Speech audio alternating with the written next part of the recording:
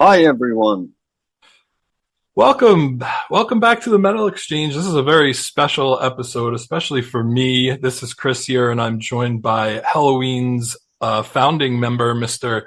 Michael Weikath. And Michael, I just wanted to say thank you so much for joining us. The band has a new album coming out in a couple weeks called Giants and Monsters, and this is the second album since the reedition. Yeah, since the self-titled, and then the reedition of Kai Hansen and Michael Kiske to the fold. Michael, welcome, and how are you today? Yeah, I'm here on the balcony in sunny late evening Berlin. I'm feeling amazing. It looks lovely there. Yeah, looks it's like that old architecture. Day. I mean, it's like old houses, like. Oh, wow. Nice stuff. Everything vintage. Love it. So I guess we'll start with something, pretty simple. The last album, the self-titled album, was very, very well received. I absolutely loved it.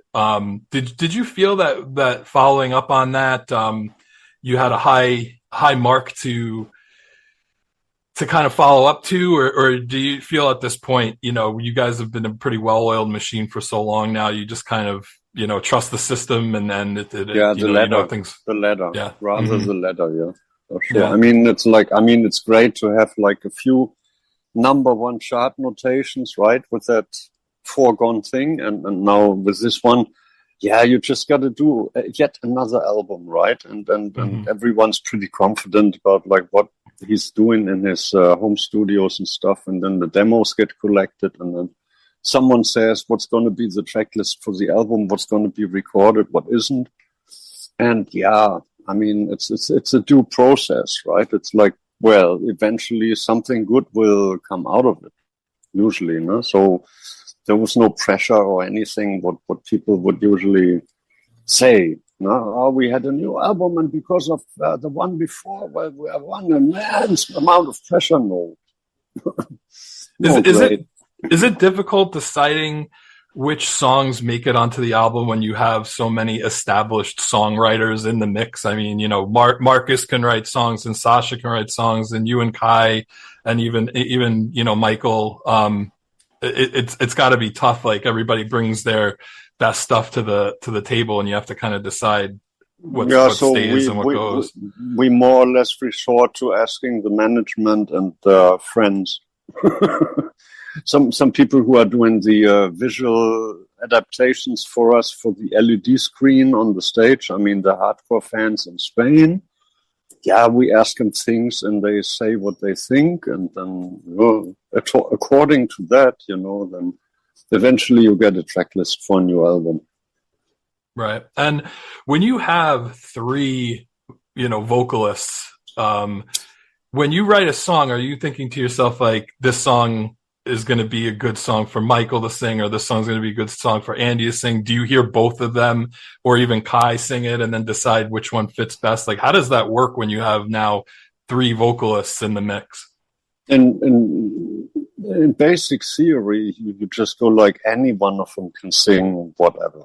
You just go, oh yeah, that could be great for whatever happened. I talked to Charlie Bauerfeind and Dennis Ward. I said, why not have them sing both on almost all the tracks, like at least in the choruses. The one is singing the second vocals, the other one is singing the main vocals.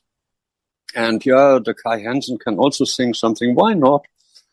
And that's basically the way it's running anyways. But then the Charlie said, oh no, I'd like to have some feature tracks with just Michael. So people can whatever. And yeah, I mean, in the end, it would have been better to have him sing all as I proposed, but then whatever. Not you're in that thing like, okay, we're gonna play some live, but there's just him singing, right? Just him, and you would have to tell the other guy, okay, if this is going to be played live, you'd have to sing some too, right? So we would have never thought that would be a little problem in things, but can happen. And so, yeah. So they went with feature tracks. And it doesn't matter. I mean, anyone can sing anything there, whatever, regardless. And I wouldn't mind.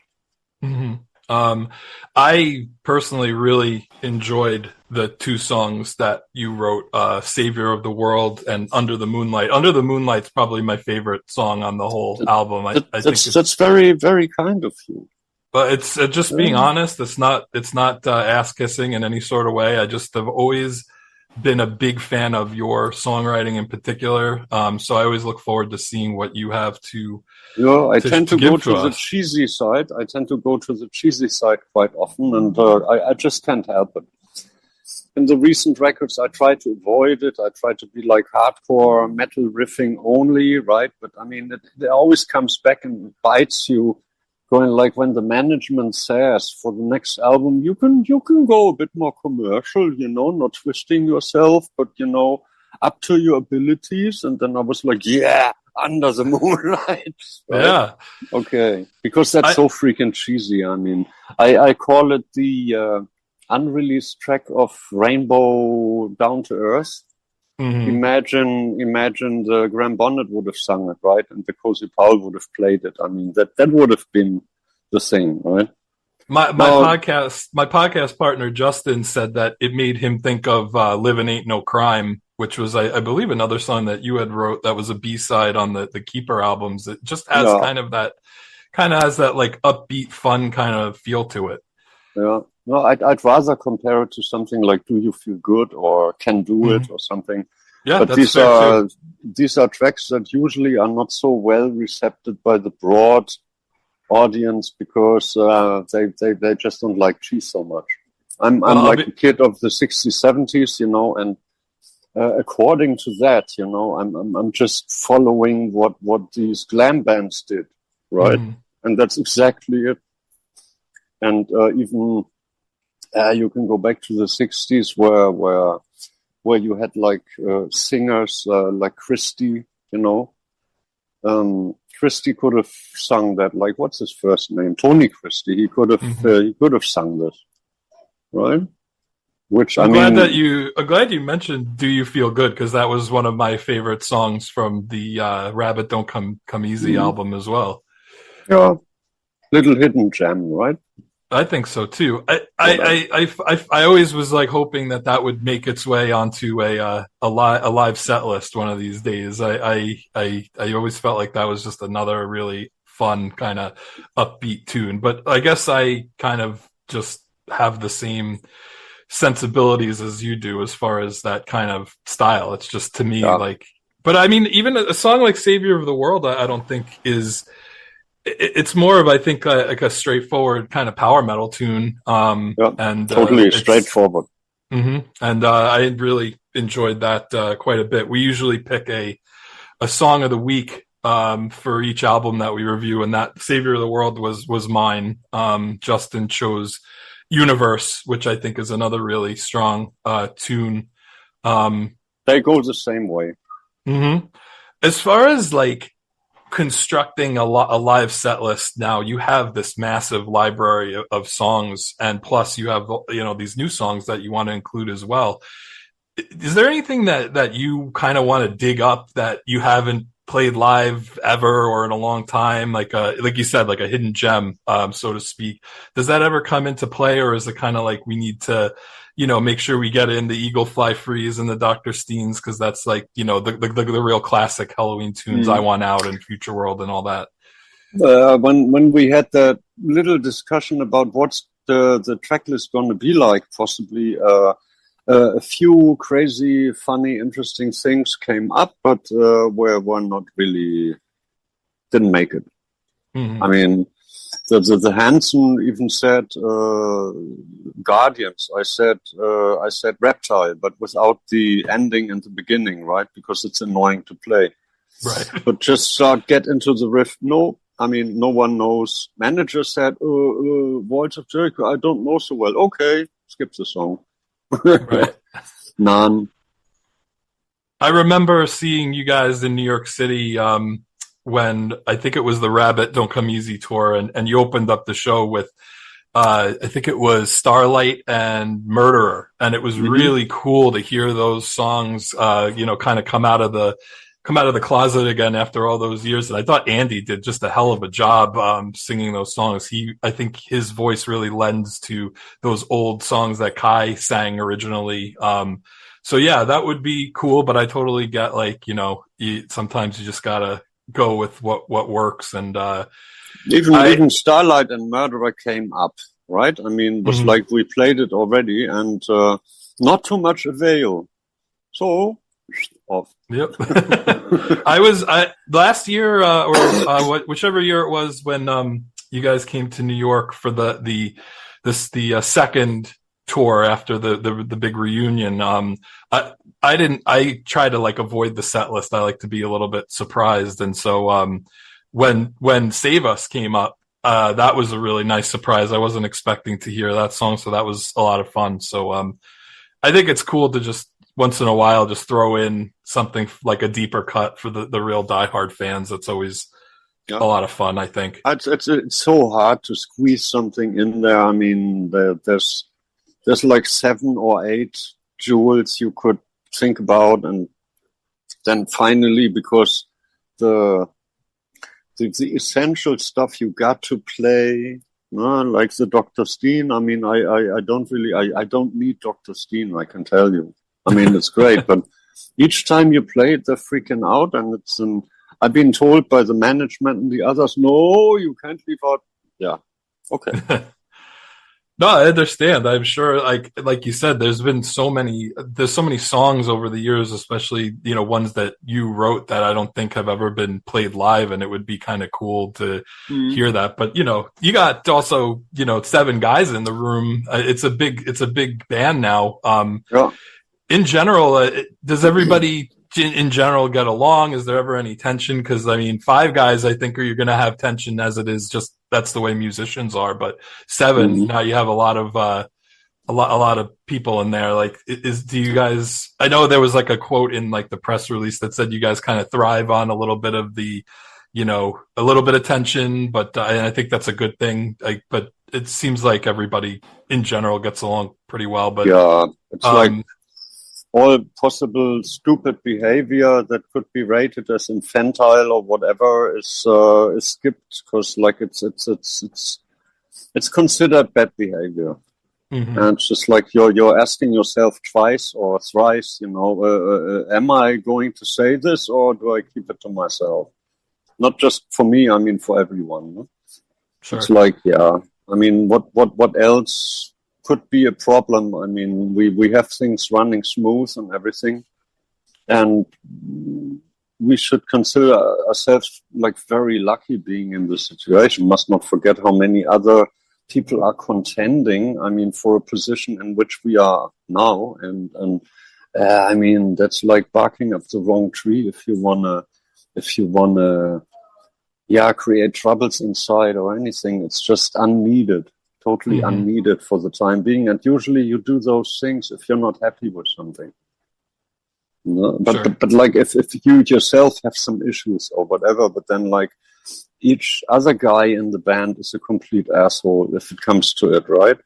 Like alpha, whatever, and then you got to be careful what you say or do or whatever, and then afterwards you can still say, "Oh, I didn't mean it that way."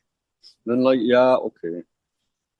And I have to imagine just it's just different being older versus when you're in your 20s and your 30s, and I think you have more maturity, and I think you just are less less apt to get into silly arguments that are going to cause a lot of trouble. I mean, it says a lot that there were years that there was this, falling out or whatever with Michael, and now he's back in the fold, and it's one big happy family again. And that it just feels all is well. And I think that maybe, it's just, sometimes the music is more important than the personalities. At that time, we had some crappy contracts, and that was pretty frustrating. Or there was a discussion about what could have been done, should have been done contract-wise. And it's you were the one who said sign it, and I said don't, right? And then you got these things, right? Because you're under pressure and because things are not running right. Now we have great contracts, we have a great management and everything, there's not so much to bitch about. Mind you, I have the next interview in 3 minutes. Okay. I mean, sounds good. we can overdraw a little bit, but not so much, right? No problem at all. I have to ask, there was a show in New York City in 1998 in December at a little place called Coney Island High. You guys played this one-off show. It was the first Helloween show in the U.S. in probably about 10 years. I was in high school at the time. Me and my friends all got together, came into the city to see that show. It was amazing. It was probably my first real metal club show, not seeing Dream Theater open for Deep Purple at an arena or something like that. What were your memories of that, and how did that come about? Because it seems like it kind of was tacked on at the last minute. There wasn't a full US tour. It was just this one-off show in New York. I can't even remember it. I mean, you'd have to. I mean, I'm aware of it. Coney Island High, I definitely know. I know we've been there and stuff. I'd have to see a picture of the place or something, or from the interior or something. Then maybe my memory would come back. And was it freaking cold? Was it icy and everything? Sure was. It was the end of December, so there was probably snow on the ground. Yeah, I just remember Darius and me, we were gliding through New York City because it was all aptly frozen. But that must have been around that time. I'm just not sure. I remember we were there and the band would come a little bit later. That must have been... When did you say that was? 98? Yeah, 98. Yeah, that could be. Yeah. Sorry to fans, that I don't quite... I'm not quite in the picture. I remember a few very nice vintage clubs from the States, and the level is rising all the time. I mean, even next time around, I expect to have way better clubs than the ones before that were already so great, right? Sure. And yeah, that's going to be good. God, someone sent me an image of Coney Island High. It doesn't. To my understanding, cool. I don't think it exists anymore. But yeah, I remember the Starland Ballroom, whatever, and I mean, people couldn't move on the streets because it was frozen thick, right? And you would only get there under threat of your life, right? And people came. Starland Ballroom, that was. Yep, I remember a couple of shows at BB King's, which was that was downstairs from ground level. That for sure. For sure. You never forget that or mix it up or anything. And then Terminal 5, I think, was the last time. I'll leave you with this. I have to believe that you guys have plans to come back to the States again. Is that already in the cards? Is it still being discussed? For touring this next album. Yeah, it's a bit into the year. I'm not obliged to mention any dates and stuff, but it's going to be within the first half of next year. Yeah. Great, excellent. Well, I want to thank you for. Oh, continue. Yeah, we're pleased. We're pleased being there, and we have particular Helloween fans, who we enjoy as well. I mean, their company and their presence. If not for them, what would be, right? I just want to ask one last quick thing because it's on my mind. But when you come to the States and you're not dealing with the same size crowds as in Europe and Japan, is it? What are your thoughts on that? It's unfortunate, but I just feel like metal just doesn't have that same sort of popularity in the U.S. as it does in Europe and Japan. It still must be like a cool experience to come over here and see the fans, even though it's not quite as well attended. Last tour was pretty close, and I remember the Google Theater in Los Angeles, 4,000 heads. Wow. I mean, that's very close to what you call a Japanese theater. It's made up the same way. And that was, we were extremely proud being there, and we could also show what we can do on a proper stage, right? That was amazing. But I mean, really, all the other clubs in the US last time round were pretty decent. Really good, except for the small one in San Francisco, but that had like a cult character and stuff. No? So it was still a renowned theater and a good place to play, even though it's not the biggest, not the nicest, not the cleanest or whatever, but gotta be, right? And that was great. Thanks to all the American fans. We appreciate you guys, and we're glad that you still come by and see us once in a while. And I definitely plan on getting to, depending on where it is, I'll plan on getting to see you guys the next year for sure. I want to say thank you for taking the time to chat with me. It's good to talk to you again after 20 plus years of the last time we had a chat. A lot's changed since then, but it's great to catch up with you again. And we keep that going eventually. I mean, try via the promo lady and stuff. Absolutely.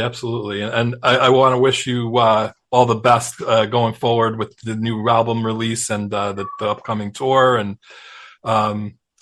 I hope that you give us a podcast to listen next week, because we are going to talk about the new album Giants and Monsters and give our review of it. We were lucky enough to have it the promo sent to us early on, and so we've listened to it a bunch of times. And so What's this? Sit like an Egyptian. There you go. All right. Michael, thank you so much. We'll catch up soon, hopefully. Yeah. Thank you for your time and your interest.